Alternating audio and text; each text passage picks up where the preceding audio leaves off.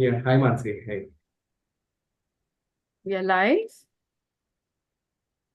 Yes, great. So, good afternoon, everybody. Hello and welcome to this wonderful talk which we are going to have today with our esteemed guest, Mr. Devang Ambavi. And he will give us some insights on the budget which was just released 2 days ago, right?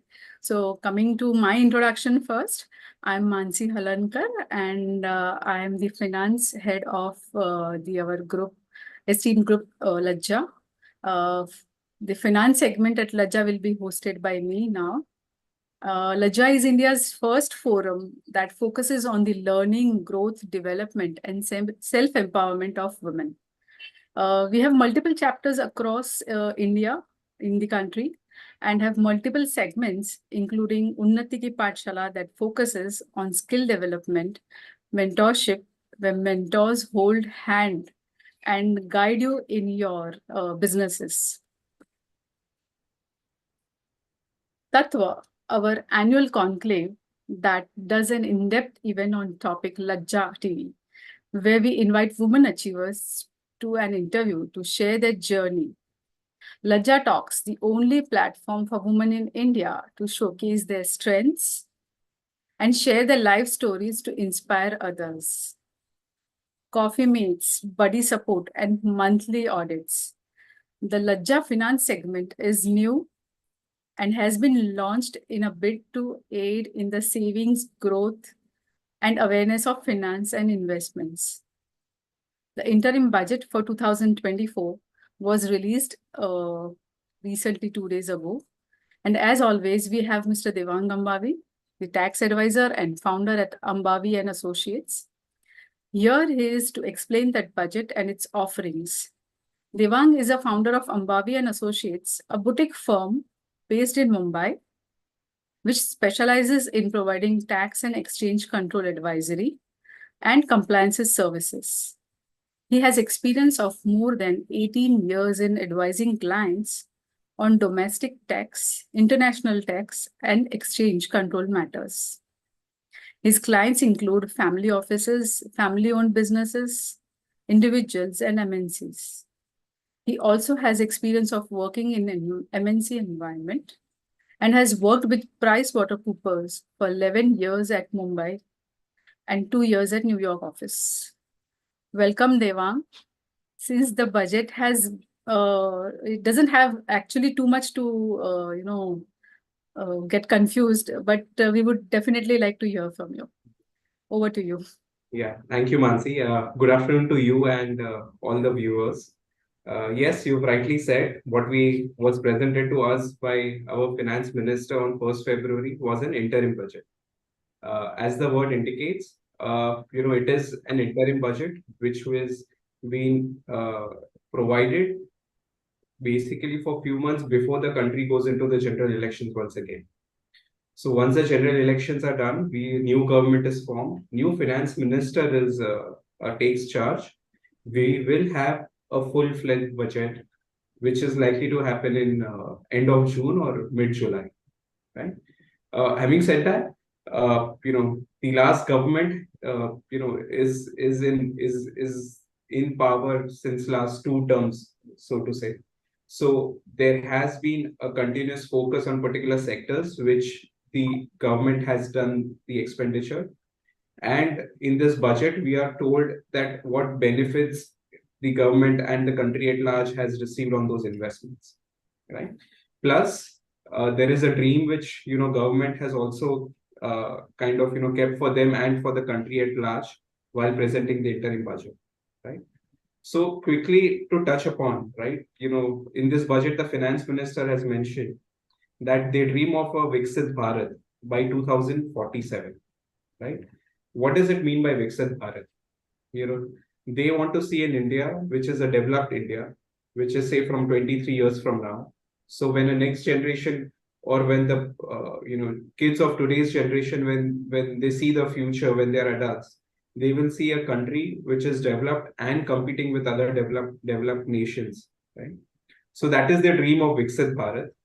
Keeping that dream vision in mind, right? They have allocated capital expenditure in specified sectors, right?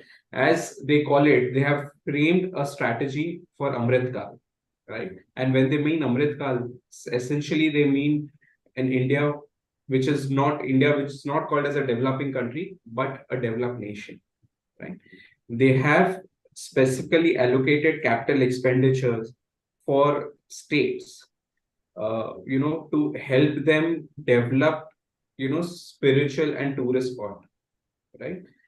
These type of capital expenditure, they have given long-term interest-free loans to state. Yeah, they intend to give long-term interest-free loan to states with a request to them that this amount is used to develop iconic tourist spots and spiritual centers.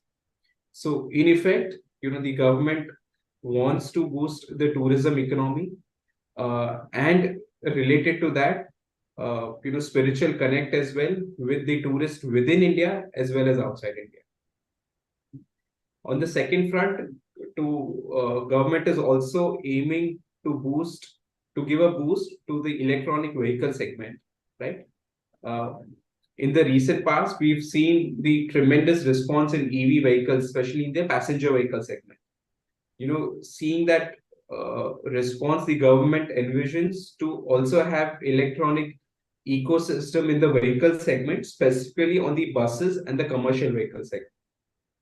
So in the near to future term, we would see a lot of public transport, which are currently on the diesel or CNG format, may shift to electronic vehicle format as well.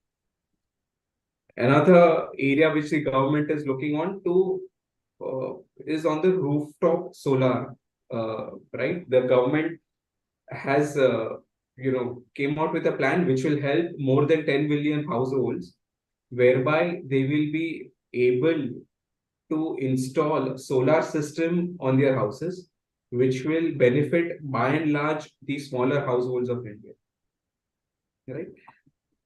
In addition to that, government is looking to increase its capital expenditure in the areas allied to agriculture sector, which means in the budget documents we find a mention about improving cold storage and other agriculture produce facilities.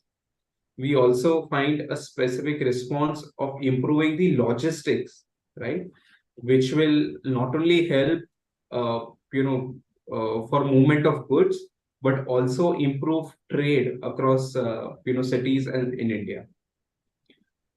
Government also intends to promote urban transformation via metro rail and related projects, right?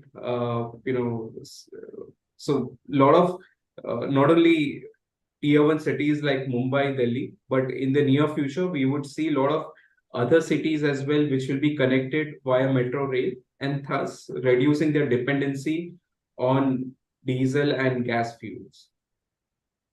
Public transport. Yes. There is a special mention in in the budget about the health as well. Government has encouraged cervical cancer vaccination for girls, which are between age of 9 to 14 years. There is a special mention about the vaccination by the finance minister in her budget speech as well. Government will in the near future promote these vaccines with a larger group in India. Right. They have also provided a health cover to the public at large under Ayushman Bharat scheme, which is also be extended to workers and helpers. Right. There are other areas in which the government has specifically allocated budget, which is in the space of housing, which is in the space of infrastructure. Specifically from a housing point of view, we have a currently scheme which is called Pradhan Mantri Awas Yojana, right? So far, they have achieved a target of providing housing facilities to 3 crore households, and they are targeting for an additional 2 crores household over the next 5 years. The aim or vision of the government is to provide housing facilities to people in India, especially the ones which are below the poverty line.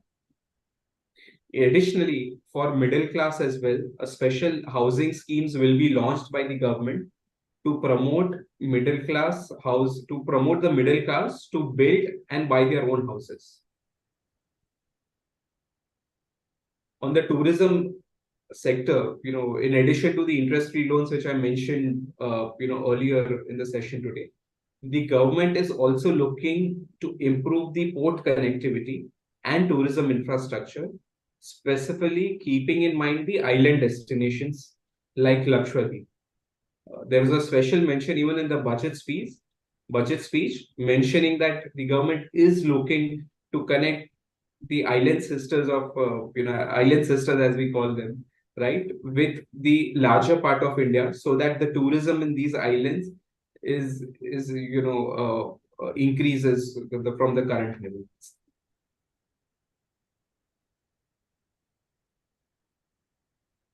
So these are by and large some measures which the government has taken in this interim budget, right? The common question is, is this budget enough, right?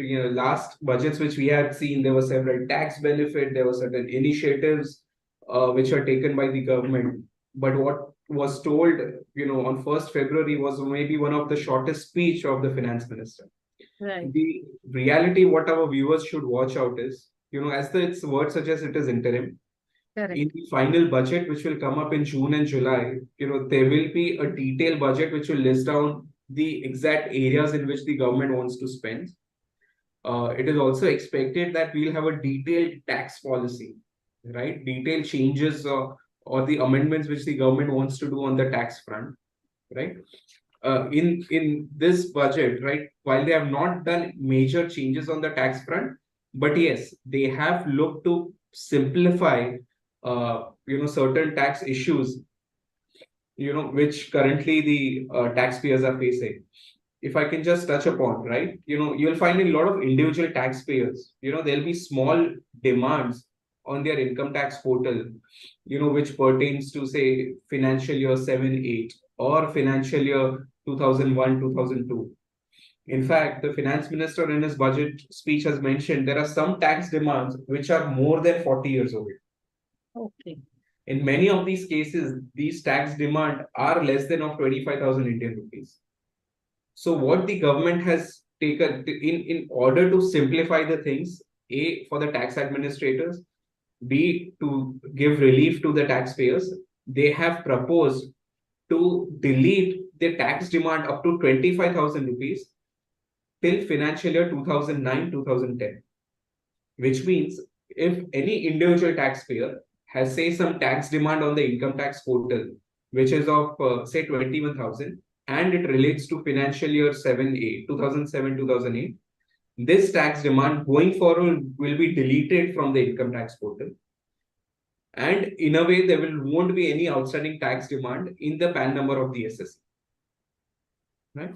So up to 25,000 is still financial year 2009-2010. And from financial year 2011-2012 till financial year 2013-2014, the threshold is of rupees 10,000. So any demand of less than rupees 10,000 till financial year 2013-2014 will be deleted in the coming months from the income tax code. Okay. To my mind, this is a very welcome step. In practice, what used to happen is, most of the demands were like 10, 15, 20 years old. Retrieving those documents was very difficult by the taxpayer, right? In today's eras, we have a lot of the information which is available online. But 20 years back, most of the tax administration was involved through paperwork and exchange of papers. Right, right. So rectifying those demands was the biggest challenge for the taxpayer as well as tax department. So to ease out and simplify the process, this is a big step which the government has taken. Correct. This amendment is likely to benefit more than 1 crore taxpayers. So, in effect, it will ease the tax compliance for a good tax number of taxpayers. Yeah.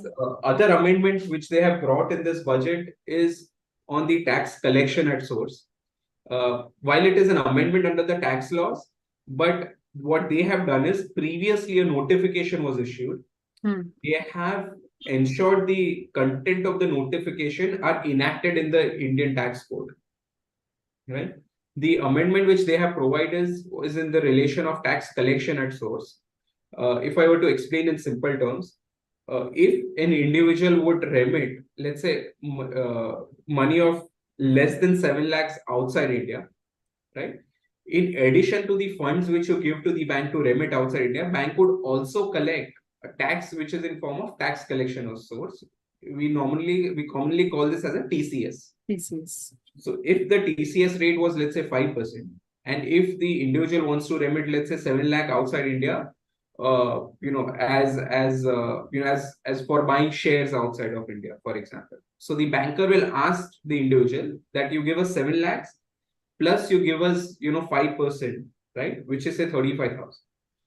So they have in the tax code, they have provided a rates under that, depending upon the purpose for which the remittance is, we will have a TCS rate.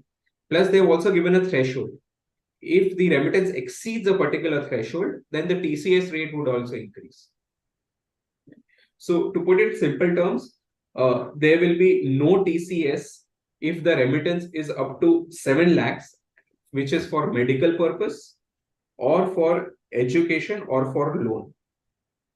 That's great. Only in cases where if the purpose of remittance outside India is of say tourism and is of any other purpose, then up to 7 lakhs, the TCS rate is 5%. Okay. And if the remittance outside India is say more than 7 lakhs, right? And if the purpose has taken a loan for the education purpose, then the TCS rate is 0.5%. Right? Much relief. Much relief. Because practically the student would have taken loan from say institution or from associations. So to ensure not additional funds are blocked, they have given a reduced rate of 0.5% where the amount of remittance is more than 7 lakhs. Right. It will encourage more students to go abroad and pursue higher studies. Right, exactly. In addition to that, if the remittances of more than 7 lakhs and if it is for say medical or under an education where it is not a loan and if it is self contribution, then the TCS rate is of 5%, right? Provided, as I said, the remittance if it is of more than 7 lakhs, right? And in all other cases, right, the TCS rate increases to 20%. Which means if let's say there is a family which is going for an overseas tour package, and if one person in the family is making the entire payment, where the payment amount is more than 7 lakhs, the increased rate of TCS apply, which will be of 20%. Okay. So this was the change on the TCS front. On the tax rate, on the capital gains regime, on the withholding tax regime, there is no change or amendment which is proposed under the interim budget. Right? There So, were a lot of excuse me. There's a general doubt between people between the old tax regime and new tax regime. So, if you can quickly brush up on the finer points, and if you can just make the doubts a little bit clear. Right, sure. So, we have, for individual, taxpayers, we have these two tax regimes, right? And often this question, when it comes to salaried taxpayers in the month of Jan and February, their company would ask these questions to their employees, right? You provide your investment proof, you give us your declarations. If you have made any investments which help you assess, save any taxes, you give us all those investment proof. So I'm sure many of the viewers will be facing these issues that what regime, the individual should select when he or she is, providing these confirmations to his company, to his HR. Right. So we have these two regimes. One is the old regime, which has slightly simple structure when it comes to slab rate, right? So in the old regime, we have an income up to 2.5 lakhs, which is completely tax-free. From 2.5 lakhs till 5 lakhs, the rate of tax is 5%. From 5 lakhs to 10 lakhs, the rate of tax is 20%. And from more than 10 lakhs, the rate of tax is 30%. Right? So on the old regime, we have these three tax rates, 5, 10, 5, 20, and 30. in addition to the slab rate, there are incentives which are available to the taxpayers, in the old tax regime. So what are these incentives or benefit which a taxpayer gets? So let's take an example of, if an individual has taken a housing loan and he's paying EMI to a bank or a financial institution. So the interest component, which goes in from the EMI, that interest component is available under an old regime as a deduction against the income of the taxpayer. So if you were to give an example, if say the income of the taxpayer is say 15 lakhs Indian rupees, and in a financial year he's paid aggregate interest of say 2 lakhs, right? Then the taxable income is reduced to 13 lakhs. This benefit of 2 lakhs is not available if the person would move to a new regime. Similarly, if an individual were to invest in say public provident fund or in an equity linked security scheme or in a national savings certificate, or the individual would have invested or would have paid his kids tuition fees of school or college, then there is a benefit available up to 1,50,000 Indian rupees, which is also available as a deduction under from his income. This benefit of up to 1,50,000 is available only if the individual opts for a old scheme. Right. So if an individual has invested amount in these tax saving scheme, if he is also paying a housing loan, right, he should do a comparison from an old regime versus new regime and select a regime which gives the best possible answer from a tax point of view. Okay. I explained the tax slab in the old regime. In the new regime, the tax plan, we have tax slabs which are slightly more detailed, right? It starts from 0% up to 3 lakhs, right? Then in the denomination of 3 lakhs, the slab rate changes. So from 3 to 6 lakhs, the slab rate is 5%. From 6 to 9 lakhs, the slab rate is 10%. From 9 to 12 lakhs, the slab rate is 15%. From 12 lakhs to 15 lakhs, the slab rate is 20%. And income of more than 15 lakhs, the slab rate is 30%. Right? So while the 30% threshold, starts from 15 lakhs when it comes to new regime, but in old regime, it starts from more than 10 lakhs. Right? But so there is definitely a benefit available, but the con on the other side is that you don't get any benefit for the investment link deduction. You don't get any benefit for the housing loan interest. So, my advice for the listeners, viewers would be, make a comparison of which regime is better, and then give your final decision, to your HR. Yeah?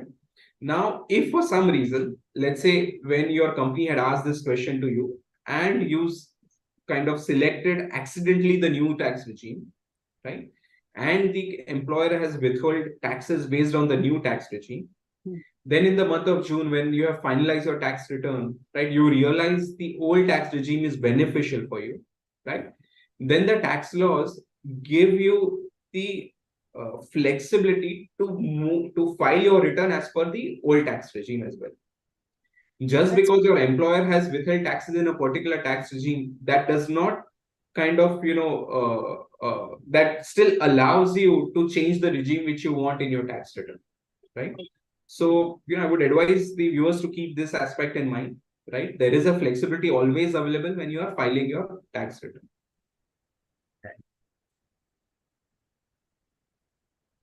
Till the time it is available, like you can choose, you can always move based on your maximum tax wherever you can save. Yes, and switch absolutely. on to the tax regime. Once it is there was, compulsory, it was expected that, they might kind of, give some tax incentive in the new regime. For example, there is a concept of, investment in NPS, National Pension Scheme. Yeah. The thought was to increase the threshold or to make it neutral between old and new, right? But today morning, there was an article in the newspaper where, the questions were asked to the Revenue Secretary of the government, right? His thought was very clear, right? This is an interim budget. We wanted to keep things extremely simple. That's why we've not touched or upon any tax rate. But having said that, they do understand, right? This is an important point because then it impacts a large number of taxpayers. So, hopefully in the coming months, in the next full-fledged budget, we will have some more, I would say, clarity on this, where, the government is looking to give some benefit to the individual taxpayer. Right, right. So one more question I had, Devang, is Yeah. what is the benefit of the 30 crore Mudra Yojana loans?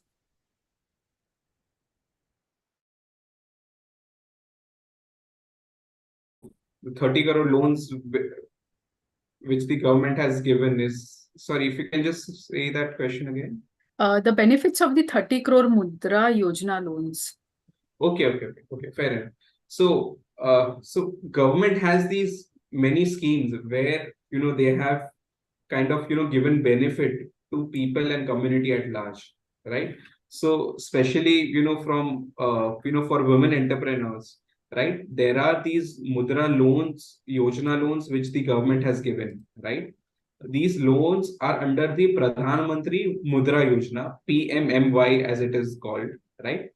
These loans are typically given to women entrepreneurs, who use these loans in their, business, right? There are specific limits which they have assigned. So, for example, there's a limit of up to 10 lakhs to non-corporate, non-farm, small and micro enterprises of women entrepreneurs. So there are these various schemes which the government has launched. If any woman entrepreneur is keen to evaluate, right, when she's doing certain business, whether her business can kind of, be financed by these loans or these schemes, I would encourage them to, reach out to their bankers. Government has given detailed guidelines whereby the finance is to be disbursed through the banks, financial institutions, commercial banks, rural banks, right? All these banks have, as I said, have been kind of, guided by the government of which women entrepreneurs are eligible, right? The expectation will be, yes, bank will do some due diligence about the business.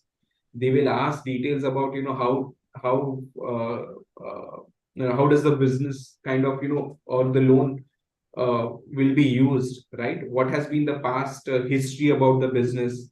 Who is actually running the business? Is it the case of just front ending a women entrepreneur and the business being managed by someone else?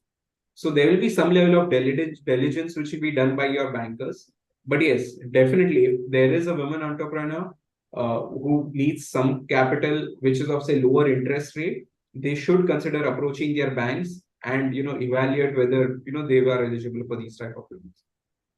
So What the for numbers? example, for example, suppose if somebody has an idea that I want to start a small business or something, so such people can also approach, or it is already if you are established and if you want to, have some requirement of some budget or finance. See, if it is a merely startup, I would think bank will be cautious, right? Bank would look upon some sort of histories. For example, simplest thing, right? Give us your GST returns for the past 6 months, right? Some banks even ask that, okay, you give your credentials. We would want to evaluate whether you file your tax returns on time, right? Similarly, bank will ask that you give us your income tax credentials. We want to see whether you filed your tax returns on time, right? So there will be some level of diligence as far as the history is concerned, right? But if it is, let's say, a pure startup, right? So there are certain other incentives as well which the government has given to the startup community. So, for example, if the startup is an eligible startup, right, it can qualify for a tax holiday of period of up to 10 years, right? There is a specific section under the Income Tax Act where this benefit is available. So,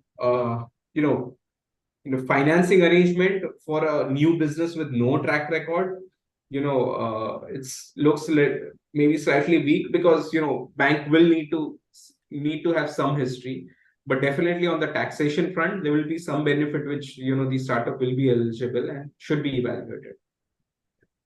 So there is one question from the audience. If the loan has been taken in a partnership form, can we also take in a proprietor form?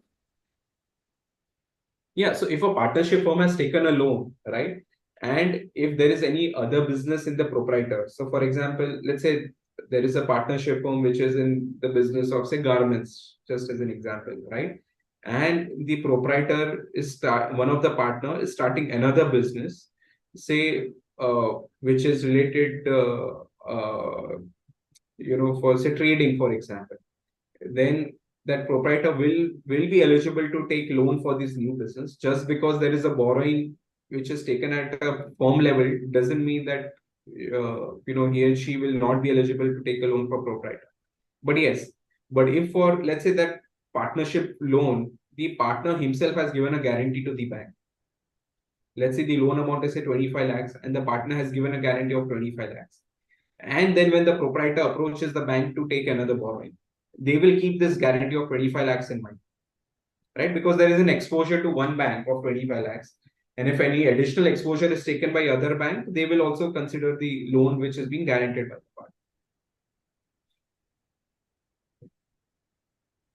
partner. One more question is there, that what does the SHG success means to forums like Rajja? Okay, yes. So there is a specific reference about self-help group, right? Government had come out with budget document. In the budget document, we do find a mention about the self-help groups, right? So again, what are these self-help groups, right? So again, it's a non-tax question, but I'll attempt to answer it.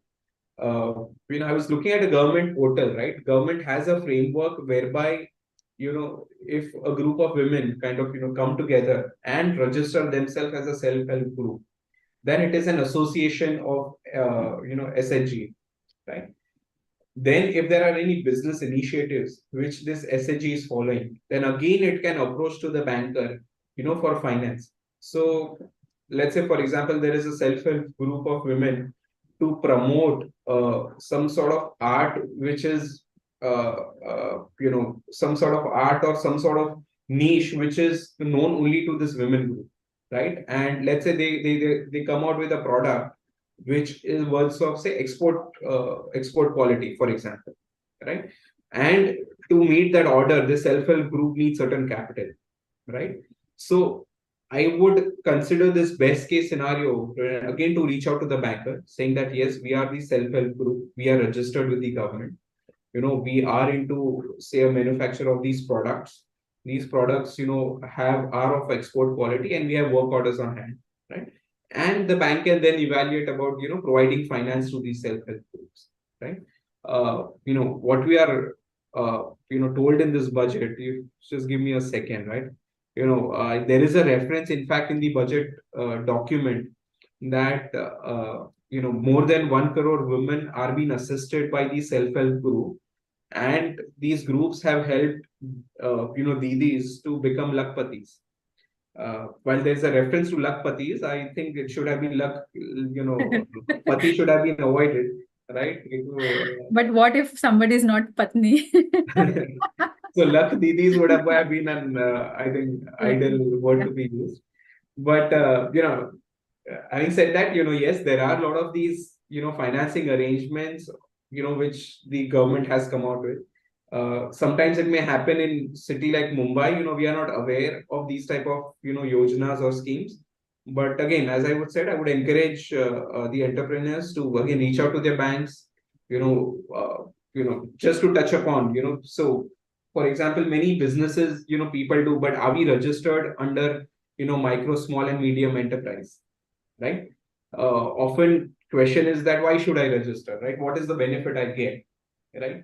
So there is a specific legislation called Micro, Small and Medium Enterprises Act, right? And under the act, they have specified the due date by which the SME should be paid, right? So for example, if you are a small businessman or if you are a micro businessman and if you are transacting with a listed company, for example, right? And for some reason, listed company has not made the payment to you, right? So when that listed company will draw his financial statements, it has to mention in his financial statement that there was a delay in making payment to this SME, right? So that is the onus which the government has put on the auditor and the company, right? If they have to disclose whatever there has been a delay in payment to SME. Furthermore, under the tax laws, right, there is an amendment that if the payment is not done on time to SME enterprises, then that invoice will not be considered as a tax deduction, right? So let's say, give an example. Let's say a listed company, bought certain gift items, right, which was run under which had a registration of SME, right? And that listed company, for some reason, has missed on making that payment to that vendor, right? Then what the tax laws tells us, that if, let's say, the payment was the bill was of say 5 lakh rupees, so when that company is filing its tax return, they will not get a deduction of these 5 lakhs. They'll have to pay additional income tax on. So these are the kind of initiatives which the government has taken from that side, right? Entrepreneurs, as I said, I would encourage them to get familiarized on these schemes and evaluate how they can kind of use make them to their advantage, on a larger scale. This is very actually useful for entrepreneurs because many of the businesses, they work on credit cycle, 2 months, 3 months, 4 months, where they don't get the payment on time. Yeah. So for such people, yeah, this is a boon that. This is exactly, yeah. I was talking to a client who was in a textile sector, right? Typically, textile has a very long credit period. Yeah. Sometimes 90 days, sometimes 6 months. And because of this amendment under the Income Tax Act, they are finding it, new work orders are not coming, right? What amendment says that, if you've not paid on time, you will get a deduction in the year in which you make the payment. So the companies are not placing orders in the month of Jan and Feb. They are holding their orders. They'll give their orders in April, so that even if it is delay of few months, it is still, the payment will be in the same financial year. So, it is going to change the ecosystem of how business is done, right? But Right. not every company will hold back orders. There will be some companies who will want to place the orders. So definitely there will be a pressure on those companies to make the payment on time to the suppliers. True. Very true. So yeah, I'm really thankful for your valuable time and explaining all these finer things to us. I think audience must have gained a good knowledge and it must have added to some insights regards to finance and taxation part. Yeah. So thank you everybody who has joined us, and our finance segment at Lajja will keep bringing to you many more things and many more topics related to financial literacy. And stay tuned. Thank you and goodbye. Thank you, Devang, once again for your valuable and precious guidance. Thank you. It was, the pleasure was mine. Thank you. Thank you.